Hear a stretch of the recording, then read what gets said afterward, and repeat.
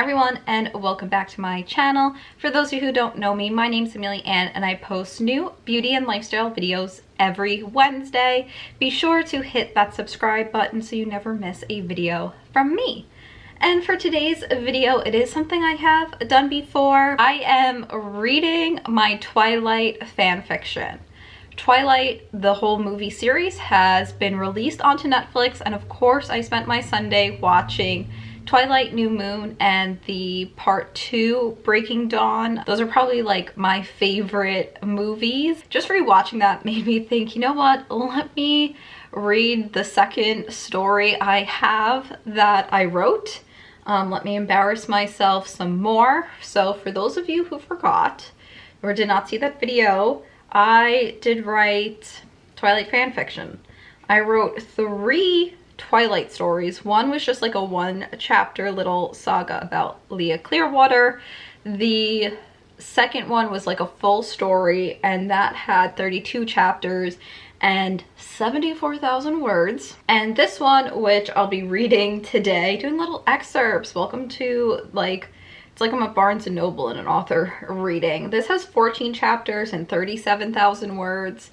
It is the sequel to the first one. The first one was called When It Rains, which is a Paramore song. And this one is called Got Dynamite, which is a Demi Lovato song. This one reads, when you log on, here it is. This is what it looks like. I wrote for fanfiction.net, and it says sequel to When It Rains, read that or this won't make sense. Okay, I will figure it out. Her words haunted me to no avail, even more now because of the newborn distraction. But as Demi's song blasted through, she was right, you just might need dynamite. Now, I don't know what this story is about. Which you think after I wrote 14 chapters and something I would have some idea. So, author's note. Hey everyone, here's the sequel we've been waiting for, smiley faced. Who's we? I don't know. This song is by Demi Lovato called Got Dynamite, and when I heard it I knew immediately the sequel would fit perfectly with that song. Take a listen if you want. Enjoy. Okay, the preface. It'll be a great opportunity, they all told me, but I bet none of them thought that great opportunity would lead to more things than just trigonometry. So there I was, lying alone on my bed, staring up at the white ceiling, wishing I could just disappear. Our kind has eluded humans for centuries. No matter how advanced their technology has gotten, they still haven't found us. Yet because Alice can't see my future, they'll know, and because humans age and get jobs, they'll know. Not only were humans the problem right now, but we're also having issues with newborns trying to take back the science fiction world as a one species category.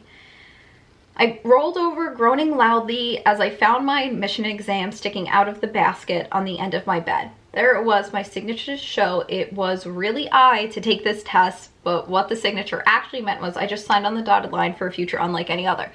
Do I have any idea what I'm saying? No. This second chapter is called Keep It in Your Pants, already with the sexual stuff. Author's note again. I didn't mean for this chapter to take so long. I've been busy. I hope you like where the chapter is heading, if you can figure it out. Oh my god, the cliffhangers. So this is a long-ass chapter. Like, girl, what? I had too much freaking time on my hands. That's all I can say. Nessie, are you ready? Jacob called from downstairs. After the month of hell, I had to go back to school the next Monday. So just to like catch everyone up really fast, the first story was about how Nessie got captured by the Volturi, spent time there, I think married Marcus, if I'm remembering properly, and then like got saved. All the other details, I don't really know. I didn't read through all 32 chapters. Maybe I should have done my due diligence, but that's what she means by like the month from hell. You'd think they'd let me relax a little bit, but no, I had to go along with the story they made up. So as I took the stairs by 2, I ran through the story to make sure I got it right. This is the story. I had gotten sick with the flu, and then Esme's other sister had fallen ill, whom I was close with. Is that the right? I was close with her. I was close with him. I did use whom properly. Good for me. I was close with had passed while I visited her in Italy. She also had a daughter, Lindsay, who we brought in. Okay, I guess there's going to be a girl named Lindsay now. Vaguely remember that. Not really sure where Lindsay came in. You look beautiful, Jake cooed, kissing me on the lips, and for the first time my father didn't say anything. She better, Alice chimed in, passing by quickly before heading for the car. I had to admit, when Alice went on one of her sprees, which she did as soon as we got home, she knew exactly what to put me in. I was in a pair of skinny jeans, my favorite t-shirt, the one with the wolf howling at the moon, along with a gray button-down vest. That's an interesting outfit. Bye, Mommy and Daddy, Helena called from the kitchen where Esme was holding her. I kissed her on the cheek, and so did Jacob before we got into Dad's Volvo. Renesmee and Jacob had a kid? That's what I wrote? Named Helena? Okay, so I guess they had a kid named Helena. I do actually really love the name Helena, like still do. Okay, news. Got everything you need? My mother asked as we pulled onto the highway. Yep, I answered, and I was so not looking forward to going back to school. Remember, we wrote a note to say while you have been gone, so don't say anything unless anyone asks. My father, always the cautious one, said, "Will do," I muttered. Do you remember your schedule? Edward asked. Yeah, I answered, not in the mood to be treated like a baby. You might have done your job over in Italy, and I might be letting up on you and Jacob, but that still doesn't mean you don't need to be watched over. Your child is full proof of what happens when I let my eyes off of you. Yes, they have a kid. Okay, cool. So what are you saying? You don't like Helena? I snapped. I might be 16 and a mother, but at some point I would be 16 and a mother. I might be 16, but at some point I don't think it's like at some point. That is not what I said. I was just saying you were a little young to have a child, and that is one of the times you two were left alone. I could see his hands gripping tighter on the steering wheel. You knew this was going to happen. It's a part of being a teenager and imprinted. Oh my God, was I such a teenager writing this? I emphasized the last word. I hate myself. I knew I was going to deal with you two sneaking around, but never would I think of becoming a grandpa 7 years after you were born. I saw his eyes turn black as he met my gaze in the mirror. Nessie, honey, your father doesn't mean that. He is just worried about what will become of the child. My mother broke through, putting her hands on his shoulder. You're damn right I'm worried, but not about the child, about the fact that Jake pants after Nessie like a piece of meat. Hey, Jake yelled from the backseat. Daddy. Ew. Like Veronica from Riverdale. Daddy, we're married, have a kid, and in love. I'm not surprised he pants after me. Oh, the sass. I get that. And the fact that you're imprinted, which I know is very strong, but I'm worried that the next time you're left alone, he won't be able to keep it in his pants. Then silence. First of all, I couldn't believe I was having this discussion after my father just accepted Jacob. And secondly, did my father literally just say keep it in his pants? That was completely unlike him. Bella, unshield their thoughts. My father raised his voice. No, last week you just told Jake how much you trusted him, and now you're saying he can't keep it in his pants. Sheesh, would people stop saying that?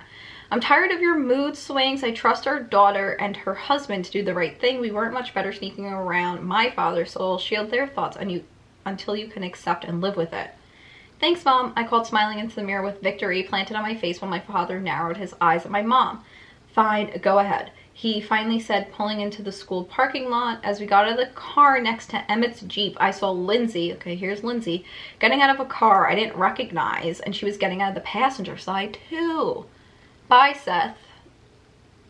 She waved as he stared at her walking over to us. Okay. That's not Seth's car, Jacob said. I know. It's mine, or more precisely, Rose bought me the car, and I let Seth take me here, so he had something to do before he picked me up later. You bought her a car? Emmett asked, looking at a very guilty Rosalie. What? She's the only other blonde in the family. Forgetting someone, Jasper spoke up. Okay, other blonde that can do this with her hair. Rose flipped her hair and walked off towards the school. She then turned around and winked at us before starting up again. Starting up again? I don't know. Meow, Emmett said before running after his wife. Nice car you got, Jake said, watching Seth still stare longingly at Lindsay. It was a nice car. It was a Jaguar XK convertible, red in color. I'm guessing to match Rose's car. I'm going to assume this is an actual car, but do I know what this car is? No. Total side rant. I have this weird obsession with emerald green Jaguar convertibles, and now this is where that came from. My mind is just vast and dark. lonely place. All right, I really do love it. I'm so glad Rosalie likes me because I heard she can be a little harsh. She smiled awkwardly as everyone stared at her. Yes, she can, my mother muttered. Well, maybe we should go inside so I can get my schedule, she offered. Yeah, I'll come with you, I said, following her into the building. Oh my God, you gotta help me, she whined as we went through the doors. What's the problem, I asked. Seth, he's like obsessed with me. I've never had anyone that in love with me, she complained as I led her to the office.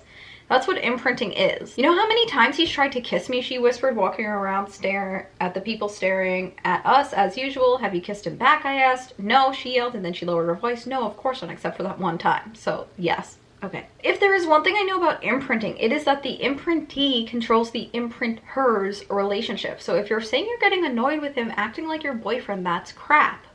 What? You obviously like him like that, or else he wouldn't like you like that. Jake's feelings for me changed in a second when I realized how hot he actually was. I recalled that day like it was yesterday. Thanks, babe, Jake said, kissing my hand. And of course, because of how strong imprinting is, the feeling he'll have for you will be stronger than yours, but I'm not complaining. So you're saying I actually like him like that? I'm saying that's the name of the game, I answered, opening the door to the office. Lindsay got her schedule and we went off to first period. She got to be a junior with my parents. It's nice to see you back, Renesmee. Mrs. Edwards, my math teacher, greeted me when I walked in.